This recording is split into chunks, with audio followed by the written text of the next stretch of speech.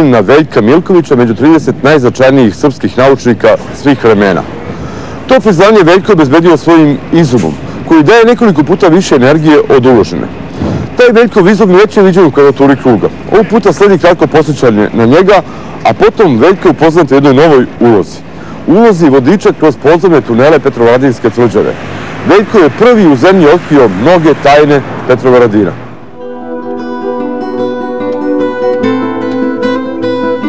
Wikimedija vas je uvrstila među 30 srpskih naučnika svih vremena. Koliko je zaista kompetentna i referentna ta fondacija? Ta fondacija, odnosno i Wikimedija, je otvorena enciklopedija, te se ne radi o nekom zatvornom krugu saradnika, nego ima negde preko 13.000 urednika. Radi se o internet enciklopediji koja će verovatno prevazići Britaniku, pošto ima prednost tu što se stalno dopunjuje i znači svako može da reaguje na neki podatak koji je objavljen, te se on može korigovati ukoliko nije tačan. Dvostepeni oscilator, koji daje nekoliko puta više energije od uložene, obezbedio je ovom inovatoru mesto među 30 najvećih srpskih naučnika. Ovaj izum predstavljen je u kvadraturi kruga još pre 2 godine. Čini ga samo fizičko klatno i dvokraka radna poluga. Jednostavno rješenje, ali ono daje nekoliko desetina puta više energije od uložene, što ga razlikuje od svih dosadašnjih sistema u kojima se energija uvek gubila.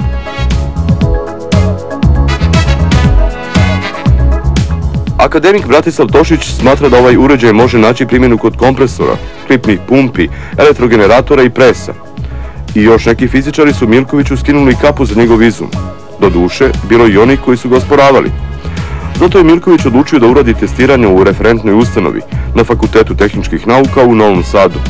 Što su potvrdila merenja koliko on puta više energije daje od uložene? Po jednoj varijanti merenja dobijeno je 25 puta više energije od uloga. I za vas je oko 35 pronalazaka i nekoliko desetina knjiga. Ali ja ovog puta želim gledalcima vas predstavim jednoj drugoj ulozi. Vi važite za najboljeg poznavaoca Petrovaradinske tvrđave. Došli ste do mnogih otkrića koje pre vas niko nije uspeo da spozna. Možemo li sad da obiđemo zajedno podzemne tunele i da upoznamo tajne Petrovaradina? Svakako da možemo.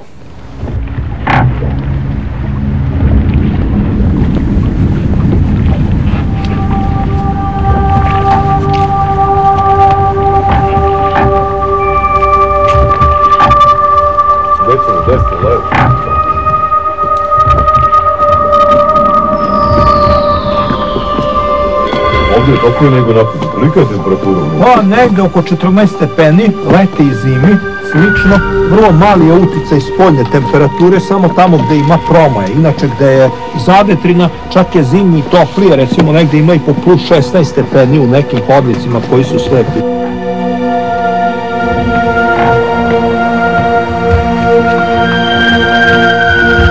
Ja sam krenuo u istraživanje Petrovaradinske tvrđave vrlo strasno.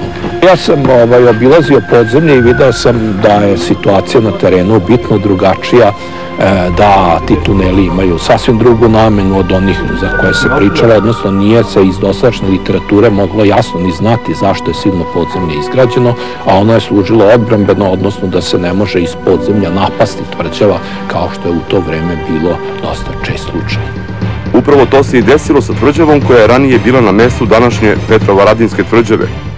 Sulejman Veličanstveni 1526. godine osvojio je tu tvrđavu, baš napadom iz podzemlja.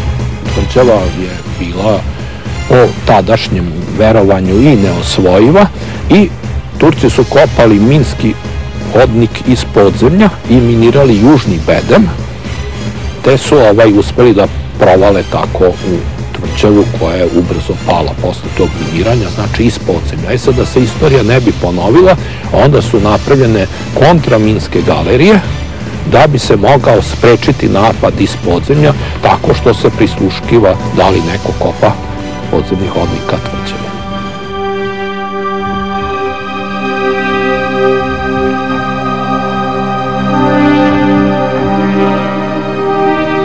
Svi rovovi su bili predviđeni da se miniraju, tako što bi se putem lančane eksplozije, jer postoje sa bočnih strana otvori koji vode tunelom ispod rova, To je ovo, jeste, tu se može sići dole i tačno ispod nas vodi hodnik minski dole i takav čitav niz ima da se ceo rov putem lančane eksplozije može minirati ukoliko bi bio opsednut i ukoliko se ne bi mogao braniti pešadijskim naoružanjem. Znači, branilac bi se najpre branio, ukoliko napadač stigne u rovove, tada ga čeka iznenađenje jer rov leti u vazduh.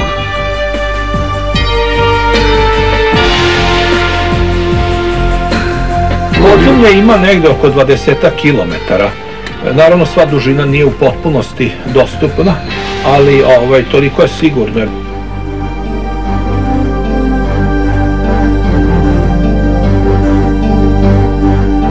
Ovo je čitav labirint, kako ljudi ga zalutaju.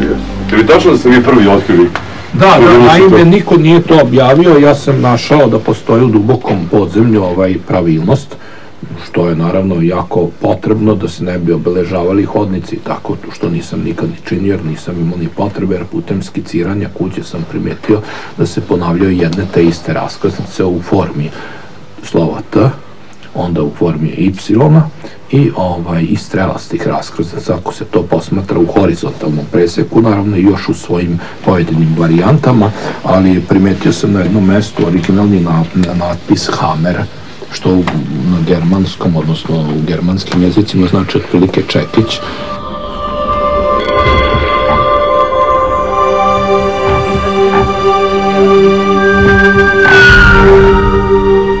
Petrovaradinska tvrđava ima 4 nivoa pod zemljom. To je čitav podzemni grad u koji može da stane oko 30.000 ljudi. 12.000 puškarnica ima iz podzemlja ka spoljašnjosti, naravno i nekoliko stotina unutrašnjih puškarnica, a puškarnice, pošto je korišten crni barut, imale su i svaka svoju ventilaciju. Ta ide naviše ventilacija i ide sve do vrha eskarpe.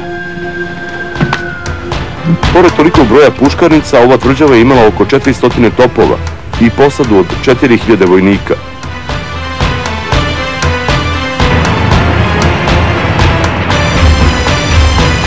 Petrovaradinska tvrđava građana je čitav vek, od 1692. do 1780. godine i nikada po završetku gradnje nije poslužila osnovnoj nameni, odbrani.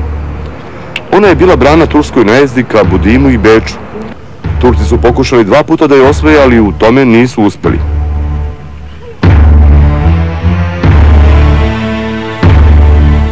Petrovaradinska tvrđava je druga po veličini u Evropi. Od nje je veća jedino tvrđava u Verdenu. Slabljenjem Turske imperije slabiji i vojno-strateški značaj ove tvrđave.